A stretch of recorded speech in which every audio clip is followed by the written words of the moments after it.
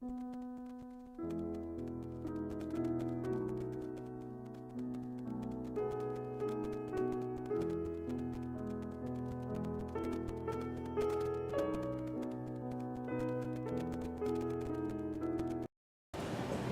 tratamiento intercultural. No el mismo, tiene que tener tratamiento intercultural pero diferente. Es decir, la idea de la interculturalidad, ¿cuál es? Es tan sencilla como esta. Yo parto de mi cultura, a mí me han formado castellano hablante, yo soy urbano ya, y desde esa cultura yo me tengo que acercar a la diversidad que hay en mi realidad. Tengo que conocerla, tengo que valorarla, tengo que aprender a respetarla, tengo que aprender a aprender de ella, a convivir con ella, pero todos. Porque si no, ¿cuál es el tema? Es como que hay dos procesos, ¿no? Por un lado, cuando tú construyes interculturalmente una propuesta educativa, quieres afirmar cosas, lo positivo, afirmar tu identidad, afirmar tus valores de tu pueblo, afirmar las costumbres, afirmar las tradiciones, afirmar todo aquello que te da sentido de pertenencia, todo aquello que te da una seguridad, que te da un piso. Pero paralelamente y al mismo tiempo, tienes que estar deconstruyendo. Eso lo vas construyendo, lo vas afirmando. Pero paralelamente tienes que ir desaprendiendo, deconstruyendo. ¿Qué? Estereotipos, prejuicios que generan barreras, que generan distancias, que generan marginaciones, que generan discriminaciones. Y uno tiene que ir con el otro. Porque si solo formamos a los que son distintos, entre comillas, ¿no? Y al resto de la sociedad no, nada garantiza que esos distintos tengan oportunidades dentro de esa sociedad. Porque no son ellos los que se discriminan. Es el entorno que nos discrimina.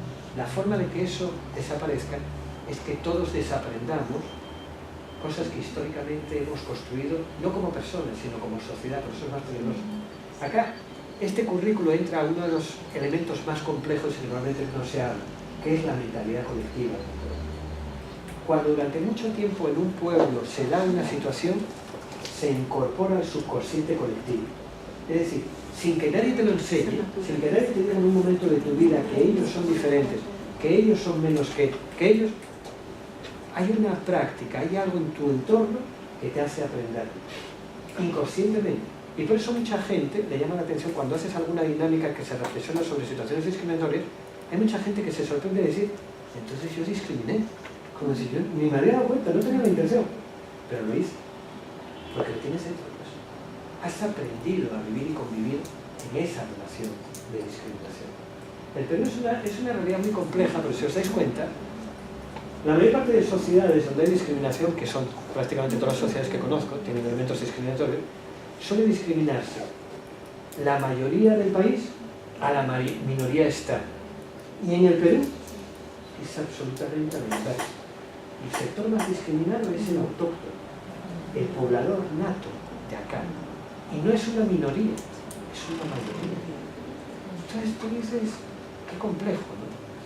Pero como ha perdido durante tanto tiempo el proceso de discriminación, lo más difícil de entender y de trabajar educativamente hablando es que en la sociedad peruana no hay un grupo de discriminadores y un grupo de discriminados, no. Hay una sociedad discriminadora, es decir, en la mentalidad colectiva lo que uno aprende desde niño es que a veces discriminas, a veces te discriminan. Entonces la forma de afirmarte es encontrar a alguien más débil que tú. Y yo siempre pongo la anécdota, me llamó mucho la atención para que veamos cómo es el subconsciente colectivo. Yo tuve la suerte de estar en el Cusco cuando Cienciano ganó la Copa Sudamericana. Y en el partido que jugó con Santos, una superpotencia del fútbol brasileño, ¿no? Que le ganó Cienciano 2-1. El estadio estaba lleno, había más de 30.000 personas. Tú mirabas a tu alrededor, la mayoría tenía rasgos típicos andinos, ¿no? Como es lógico en Cusco. Cada vez que un jugador del equipo del Santos tocaba la pelota, había un clamor que era como que retumbaba en el estadio, que hacía ¿Qué característica tenía ese jugador? Era el único sobre el campo que era afro. Una mayoría de población históricamente discriminada, que ha sufrido las vejaciones y humillaciones más extremas, que ha sido explotado, aniquilado y que reproduce una práctica discriminatoria. ¿Pero con quién? Claro, y a mí me quedó muy clara la pirámide. En la pirámide es verdad que estaban los españoles, los criollos, los mestizos, nosotros y los esclavos. Y los esclavos eran los que eran, aunque estén vestidos con la vestimenta de santos. Es decir, yo he aprendido que en la vida, en esta sociedad, alguien me va a tratar como menos, porque es blanco, porque tiene plata, porque todo, pero yo he encontrado, busco rápidamente con quién me afirmo yo. Y entonces es una cadena muy viciosa, porque cortar eso es bien difícil, porque algunas veces me toca discriminar y algunas veces me toca ser discriminado. Y en ese juego, como dicen, o choleas o te choleas, ¿no? Ahí andas jugando, ¿no? Pero ese es un juego donde al final perdemos todos, pues. Porque ¿qué tipo de relaciones construimos? Por acá y por acá. Una consulta, no sé si es un poco cambiando de tema, pero, por ejemplo, ¿qué nos aconsejarías a los jóvenes que recién estamos entrando a ver temas de interculturalidad?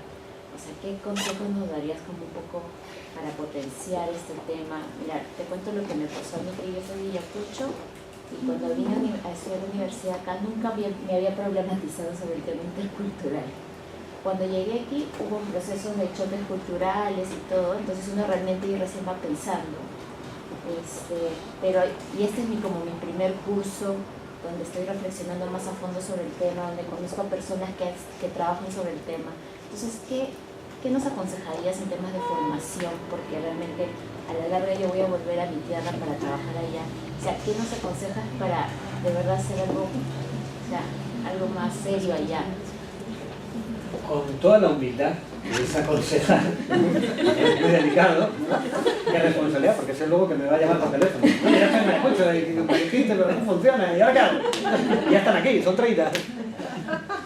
Yo lo que aconsejaría, con toda esa humildad, es uno, que entremos a la diversidad no por lo racional, que entremos por sensibilizarnos desde lo emocional. Te voy a poner un ejemplo. ¿Cómo entré? Yo entré al ministerio. Antes de entrar al ministerio hice una consultoría donde tenía que trabajar con un equipo del ministerio que iba a ir a las regiones a trabajar con los responsables de las regiones. Y me pidieron, ¿qué harías con ellos para acercarles al tema de la diversidad desde el punto de vista educativo y para que se sensibilicen de la importancia que tiene? Hicimos una dinámica. Os pongo el ejemplo para que veáis a qué me refiero con sensibilizar y no a... Llega lo racional, pero el segundo momento es el racional, el primero es emocional.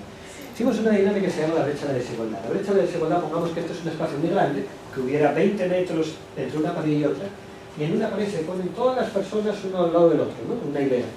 Y a cada uno se le pide decir que recoja un papelito, y en ese papelito es como decir, ahora te has convertido en otra persona, otra identidad. Y esa persona puede ser una niña quechohablante, ¿no? Que no habla nada de castellano y que entra a una escuela, ¿no? De castellano hablante. O un niño lustrabotas, ¿no? Que vive en la calle, ¿no? Entonces hay diferentes realidades de lo diverso que es el Perú. Una niña afroperuana, cada uno se le pide que cierre los ojos y que piense cómo es un día desde que amanece hasta que se acuesta. Le vas diciendo, ahora amanece. ¿Ahora qué hace ese niño y esa niña? ¿Qué desayuna ese niño y esa niña? ¿Va al colegio? ¿Cuánto tiempo tarda en llegar al colegio? ¿Cómo va al colegio? ¿No? En el colegio, ¿qué encuentra? ¿Cómo le tratan sus compañeros? ¿Qué le enseña su profesor o profesora? ¿Cómo le enseña ese profesor? Y así todo el día, ¿no? Con los ojos cerrados. Y cuando acaba, ya es como decir, tienes que hacer el esfuerzo por ponerte en el lugar de qué piensa, siente, vive ese niño o esa niña. O ese adolescente o esa adolescente. Abrimos todos los ojos y entonces se va diciendo una serie de situaciones que se supone que son normales y que todos deberíamos de tener, pero el que siente que sí puede, da un paso adelante. Y el que siente que no, no da un paso adelante. Por ejemplo, yo digo, en la escuela me tratan con respeto. Y entonces yo digo, sí, doy un paso adelante. Yo digo, después de lo que he pensado, imaginado cómo es un día, me quedo. En la escuela tiene la oportunidad de aprender las nuevas tecnologías de la comunicación e información. Sí, un paso adelante. Pienso en aquella escuela donde está en la comunidad, no. Y entonces lo que se ha tratado son situaciones que hablan del derecho a la educación, diferentes componentes del derecho a la educación. En la escuela me hablan de mi cultura, ¿no?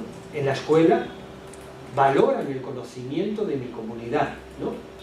Sí, paso adelante, no me quedo. ¿Qué ocurre con esta dinámica? que cuando acaba son como 25 situaciones. Tú ves esta situación. Unos están pegados a la pared. Han caminado un paso, 2 pasos. Algunos están ahí desperdigados. La mayoría están desperdigados por acá, cerquita de la pared. Unos pocos están por el medio. Y luego otros poquitos atravesaron la pared. Porque algunos ya hasta tuvieron que chocar. Llegaron y rebotaron, ¿no? Y luego volvieron a avanzar. Porque era todo, sí, más fácil, no hay algo más complicado. Y entonces, esa es la parte de la sensibilización. Pero luego se les pide, bueno, ¿qué representa esto? Educativamente hablando, ¿qué tiene que ver esto con la escuela peruana? Con el sistema educativo peruano. ¿Por qué se produce esto? ¿Qué sienten? Fijaros una dinámica, es una dinámica. Tú dices, no es real. Yo me recuerdo mucho, le pregunté a una profesora, ¿qué sientes hacia ellos? Y me dijo, los odio, pero los odio, le salió del corazón con tanta fuerza que qué suerte que está allá 20 metros. Porque si no, solo habían sido 10 minutos. Y realmente odiaba a esa persona. ¿Odiaba a la persona? No. Odiaba lo que representa, odiaba la injusticia, odiaba por qué tú avanzas tanto y yo estoy aquí. ¿Qué hice yo para estar aquí? Pero en ese análisis, la gente que destacaba al final, cuando acabó la dinámica, ahora entiendo qué es eso de la diversidad. Me recuerdo mucho de una persona que trabajaba todo el tema administrativo de presupuesto y me contó esta situación. Ahora entiendo, me decía, que tal vez no hemos hecho bien en una situación concreta que nos explicó, para que veáis qué supone este tipo de cosas. Me dijo, nosotros teníamos un proyecto donde había que construir una serie de escuelas y la posibilidad era hacerlo en la zona rural, donde había mayor necesidad, si atiendes a criterios de interculturalidad, de diversidad, o hacerlo en la zona urbana. Pero por la cuestión de los tiempos, por la cuestión de las metas, por la cuestión de los resultados, por la cuestión de que era más fácil garantizar lo hicimos en la zona urbana. Pero yo nunca pensé que estábamos haciendo algo malo. Pero si lo miro ahora, no ha sido correcto. Y acá entra una parte. Porque yo creo que lo primero es que tienes que entrar desde la sensibilidad al acercarte a la diversidad. Y lo segundo, tienes que entrar desde un componente, cuando hablas de educación y de capacitación, que no es lo que aprendes, es lo ético. Quien entra a formar a cualquiera, sea en un taller, sea en una escuela, sea en lo urbano, sea en lo rural, tiene una responsabilidad ética. Y la responsabilidad ética es que tú tienes que pensar qué es lo correcto que tú hagas. Si yo tengo un montón de niños y niñas que hablan una lengua que yo no hablo, y yo soy su profesor o profesora, tengo una responsabilidad con ellos. Y tendré que ver cómo voy a hacer para que esos niños puedan aprender. Y por eso hay profesores y profesoras que esa responsabilidad ética les lleva a estudiar el quechua, a estudiar la lengua, a empaparse en la comunidad, a en lugar de salir de la comunidad, vivir en la comunidad para aprender de ella y para poder cumplir con tu responsabilidad. Yo siempre digo, ser docente, estés donde estés, no es una obligación, es una decisión. Pero si tomaste la decisión, no puedes buscarle luego disculpas. Es que cuando delante de ti se pone un niño o una niña y de ti depende que ese niño o niña tenga más o menos oportunidades, no hay ningún es que posible. Si tú haces todo lo que está en tus manos para... Pero entonces yo te diría, lo primero es sensibilizar, lo segundo es racionalizar ese acercamiento a la diversidad. Pero lo tercero es que seamos capaces de plantear, si tú haces todo eso y no llegas al último punto, que es llegar a plantear alguna propuesta que sintamos que podemos hacer algo para mejorar la realidad problemática que tenemos en la atención a la diversidad, todo lo que motivaste se convierte en frustración. Y la frustración es peor que la indiferencia. Porque la frustración, ¿tú qué habías conseguido? Conseguiste generar expectativa, motivar, empatía hacia esa realidad, una predisposición positiva, y luego cuando tú ves la imposibilidad de hacer nada, te genera una frustración que la próxima vez que alguien te venga a proponer, no, eso no funciona. Eso, muchos de los más indiferentes son personas que no es que no crean, es que en el camino se han convencido de que no hay que creer. Creyeron en algún momento, pero luego la realidad es que no puedes, a la tercera no puedes. Es duro frustrarse, pues, porque como decir, toda la energía para el cambio se te vuelve contra ti, te genera impotencia, te genera malestar, te genera... Entonces, ¿qué ocurre? Si tú como expectativa les dices, bueno, en Ayacucho todo esto va a servir la dinámica, está claro, ya todos llorando, la emoción, ya ahora les traigo un caliente. Porque además la sensibilidad tiene un problema, la sensibilidad tiene una duración. Si tú sensibilizas el lunes, y llegas con la propuesta el viernes, ya fuiste. Porque el viernes te dicen, ¿tú quién eras? ¿Cuál fue tu tema? Pero si estamos sensibilizados, si tú lloraste. Sí, seguro, está grabado. Es en el momento, ahí me tocaste el corazón, ahí lo sentí, ahí me duele. Ahí es donde hay que hacer la propuesta. Ahí hay que comprometerse. Entonces es como decir, primero me sensibilizo, ya no soy indiferente, luego racionalizo, entiendo la problemática. Como entiendo la problemática, y ahí es a lo que voy, sensibilización, el análisis racional tiene que ser analizar la problemática, ver cuáles son las causas reales que están provocando lo que yo quiero enfrentar. Y lo tercero es que ahora que ya te sensibilicé y ya entendimos qué es lo que es el meollo del asunto, hay que proponer hacer algo. Pero entonces tienes que proponer hacer algo que sea manejable, que sea posible. Es mejor generar una propuesta pequeñita y manejable que alimente la expectativa y el espíritu de querer hacer más, que no proponer algo como un Ayacucho, vamos a hacer un currículo regional intercultural para... No es... Tienes que medir las condiciones. ¿Qué es posible hacer ahora para acercarnos a esto? El gran problema que tenemos en nuestra sociedad, la española y la peruana, que son las dos que conozco más, es que nos gusta mucho. La meta última la ponemos la primera, ¿no? Esto es lo que queremos lograr lo primero. Un currículo intercultural que atienda la diversidad, que promueva la democracia, que... ¿Tú has mirado bien las condiciones que hay en la sociedad? ¿Crees que eso se puede lograr ahora de forma realista? De acá a 20 años tal vez, pero entonces no lances eso como expectativa. Pues cuando tú lanzas una expectativa, hay gente que va a luchar por ella, pero porque va a creer que se va a cumplir, pero no se va a cumplir dentro de 20 años, ni de 30 años, que se va a cumplir ya. Entonces tú le tienes que lanzar como, esa es la utopía, ese es el sueño, pero tenemos que, para ese sueño, lanzar objetivos mucho más concretos, mucho más posibles. Y eso es lo último que os quería decir. Toda propuesta intercultural de tratamiento de la diversidad sin utopías no funciona. Y eso de que las utopías no sirven para nada, como decía Galeano muy inteligentemente, que cuenta siempre, ¿no? Dice esta, no sé qué extracto, qué texto es, que dice que el horizonte está ya lejos, ¿no? Doy 2 pasos y se aleja 2 pasos. Doy 3 pasos y se aleja 3 pasos. Entonces pregunta, y para ese horizonte es la utopía, ¿no? Entonces, ¿para qué sirve la utopía? Inteligentemente se responde, para caminar. Porque en la medida que yo camine, me acerco a ese sueño. Es más posible. En la medida que no creo y no tengo sueño, el problema no es que las cosas no avancen, no se solucionen. Es que no me estoy moviendo, por eso no avanzo. No hay ningún paso adelante, ni atrás. Entonces simplemente estamos estancados. Yo siento que la educación peruana no es que retroceda, es que no se mueve. O sea, está enquistada en ciertos parámetros y en ciertas estructuras que no dan ni para adelante ni para atrás. Está ahí estancada. Entonces hay que empujarlo, hay que darle una empujadita. Y acá lo último que os quería decir es, cuando se habla de una propuesta educativa intercultural, la propuesta educativa no estoy hablando solo de la escuela formal. Lo intercultural tiene que entrar por todas las vías. Desde lo no formal se trabaja con organizaciones sociales, con comunidades, ¿no? Y la idea es que confluyamos en los mismos objetivos. El medio no es lo importante, el objetivo, las metas, es lo importante. Vengo desde dónde y cómo. Sí. Sí, justamente la parte, yo trabajo con una organización indígena amazónica y en base a la experiencia también entra en contradicción, ¿no? Porque el currículo intercultural lo hacemos nosotros, ¿verdad? Pero las poblaciones indígenas, cuando tú les das la oportunidad de discutir un currículo, o sea, no un currículo, sino lo concreto, ellos quieren un currículo para ellos. Exacto, ¿no? Específico de su cultura. Específico de ellos. Entonces hay una pregunta, que justamente tú vienes de España. Es verdad que hay currículos, por ejemplo, las nacionalidades que están dentro de España tienen su propio currículo dentro de España, las otras nacionalidades que no son las castellanas, ¿no? El catalán, tienen su propio currículo, sus propias escuelas, hasta qué nivel de la educación va regular.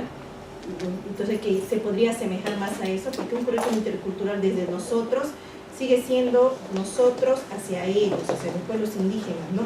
Entonces, y eso va a lo último que dices, ¿cómo intervienen las demás, los otros?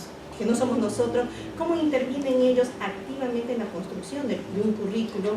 Si no es su currículo, por lo menos un currículo intercultural. Porque ¿de dónde vamos a sacar los elementos para la construcción de ese currículo si no le damos herramientas al otro para que nos haga llegar sus propuestas, ¿no? Esta pregunta es muy interesante, porque tiene varias entradas, muy interesantes todas.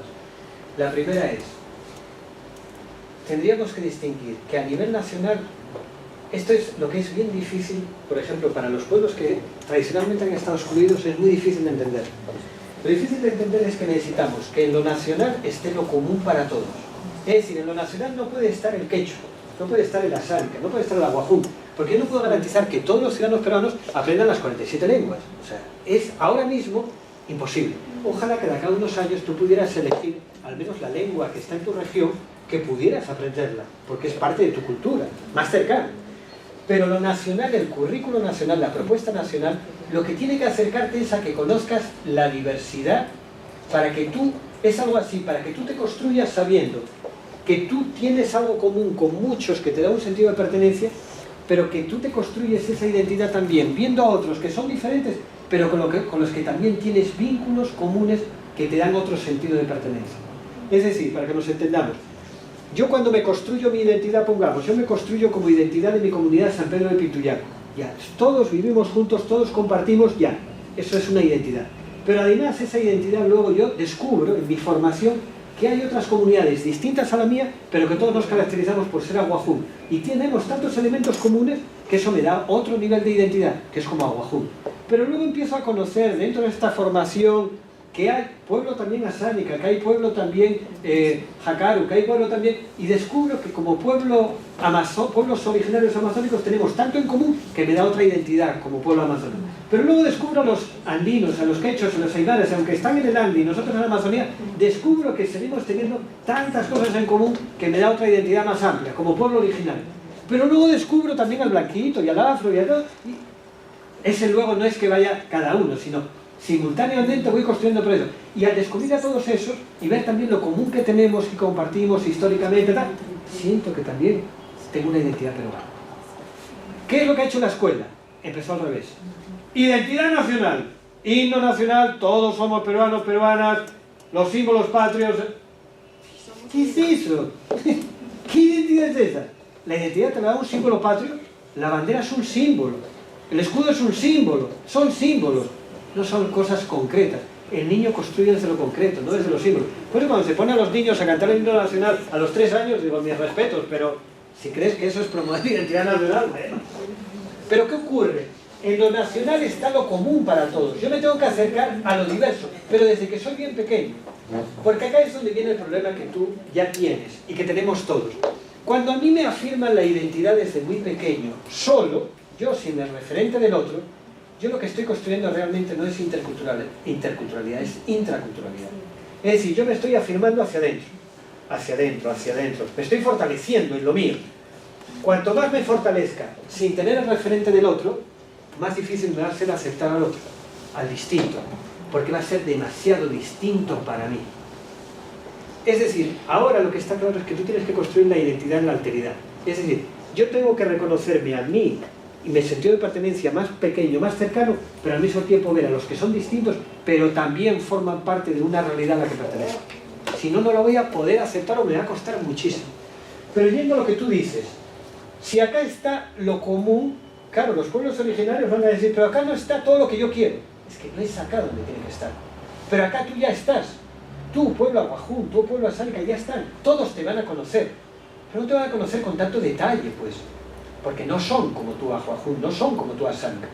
Pero llegas a un nivel regional. Y en el nivel regional, la propuesta educativa sí tiene ya que priorizar las lenguas de la región, las culturas de la región, con mucha mayor profundidad. Pero todavía no es todo. Quien tiene que ser totalmente coherente con la realidad cultural, lingüística de la comunidad es la propuesta educativa de la institución.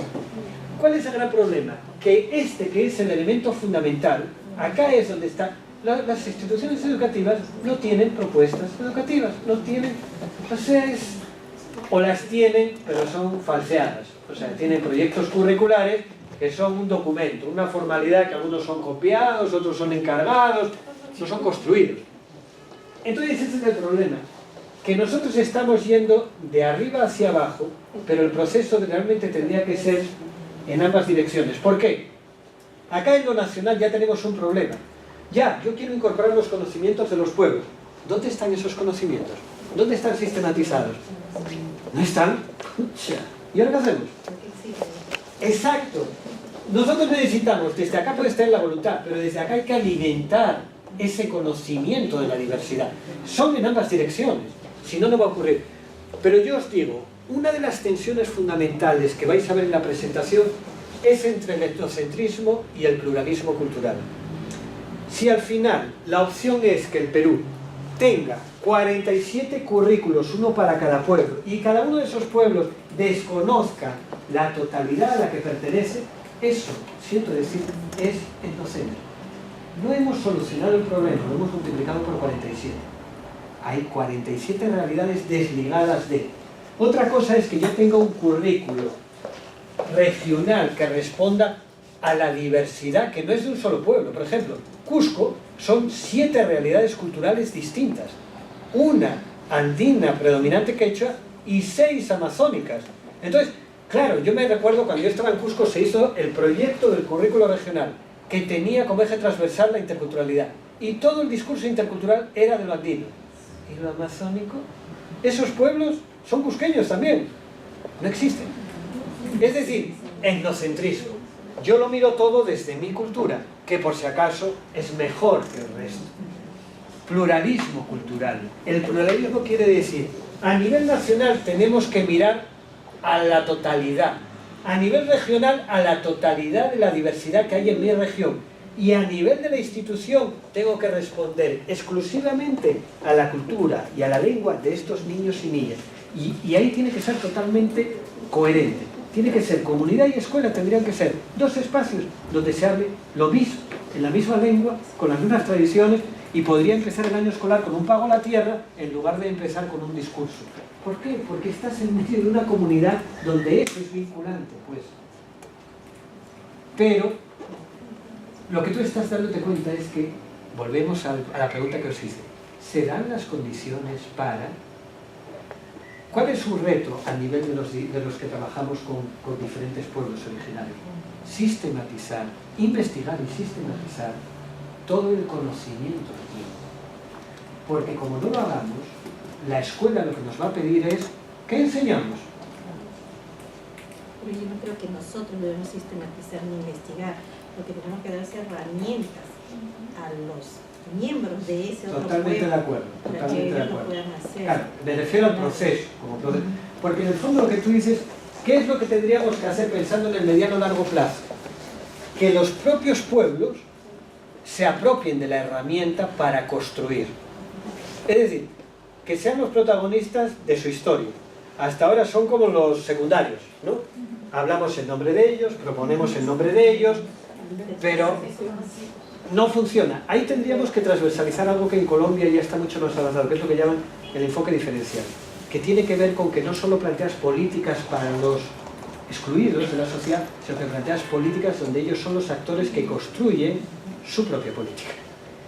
Pero, como volvemos a decir, hay que generar condiciones. Lo que no podemos pensar es esto. He escuchado, pero se puede plantear. Entonces planteamos la política, pero es que tienes que tener las condiciones dadas para que eso ocurra. Porque ahora podemos llegar a un pueblo original y decir, bueno, yo ya tengo la voluntad política. Ustedes hagan su currículum. ¿Su qué? ¿Qué puedo decir? Pero luego hay otra trampa, creer que el currículo intercultural genera todo lo que hemos propuesto. La parte más complicada es entender que el currículo intercultural solo funciona cuando tú incorporas toda esa mirada a la propuesta educativa, pero tú te das cuenta que lo más importante es que el niño o la niña que se forme en esa propuesta sea un sujeto protagónico de la transformación. La transformación no está en la propuesta, no está en la escuela.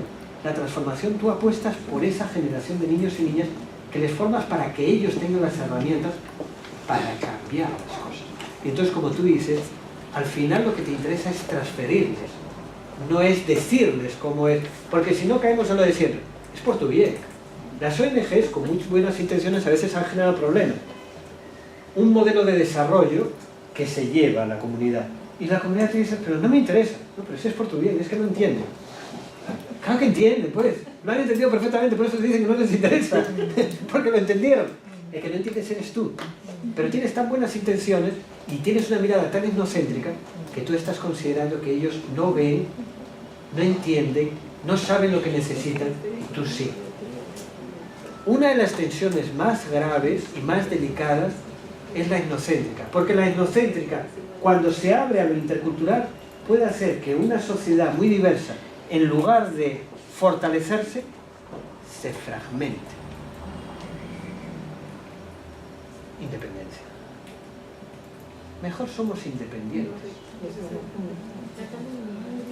Cataluña, en España, tú pones el ejemplo de España. En España hay un ejemplo, el ejemplo de Cataluña o el ejemplo del País Vasco. País Vasco tenemos un problema de terrorismo desde hace más de 40 años vinculado a una demanda independentista, ETA. Y Cataluña está luchando por un referéndum para la autodeterminación. Es decir, queremos ser una nación independiente o queremos seguir formando parte de España.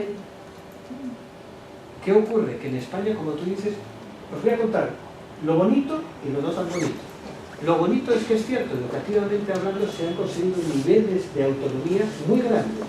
Tanto es así que en Cataluña, por ejemplo, todo el mundo habla catalán y todo el mundo habla castellano. Por eso el bilingüismo no tiene que ver con que sea muy difícil aprender dos lenguas. Tiene que ver que cuando una de las lenguas no es valorada socialmente, entonces es cuando no funciona. No tiene que aprender, pues. O sea, si es valorado, no te preocupes, ahí funciona. Cataluña, País Vasco, Galicia, hablan perfectamente su lengua autóctona y el castellano. Pero ¿qué ocurre? En España se han construido los nacionalismos desde la confrontación, desde el soy diferente al resto. Incluso me acuerdo de un líder vasco que decía, los vascos tenemos un gen distinto, por eso tienen que respetarnos. ¿Está demostrado eso científicamente? Pero eso, después de muchos años, ¿qué ha generado? Que esos nacionalismos, ese tratamiento de diversidad que era necesario, en lugar de hacernos sentir más orgullosos de la diversidad y más cercanos unos a otros, primero ha generado rivalidades entre regiones, ¿no? Y ha generado potencialidades de fragmentación. Lo más fácil es que España, de acá a unos años, se convierta en un Estado federal, tal vez, ¿no? Que hubiese tenido que hacerlo tal vez antes, pero bueno. Eso también puede ocurrir a O sea, la unidad no la puedes mantener sí o sí, sino tienes que construir lazos. Si no construyes vínculos y lazos, lo que hoy existe y parece, Perú no existió siempre. ¿Por qué creemos que va a seguir existiendo? Hay pueblos que están más cercanos, los pueblos aguajú-guampis están más cerca de los Shuar al otro lado de la frontera que de una persona que vive en Tacna. Culturalmente, lingüísticamente, pueden decir, ¿por qué no formamos la nación de la etnia jíbara? Exactamente. Quiere decir, en el fondo tenemos que pensar que la construcción de ese término Estado-Nación es artificial si lo vemos culturalmente hablando.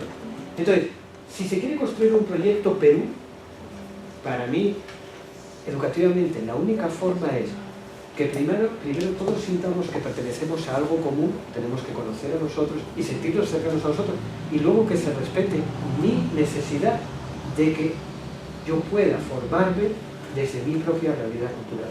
Es decir, acepto que formo parte de algo más amplio, pero necesito que respetes mi particularidad.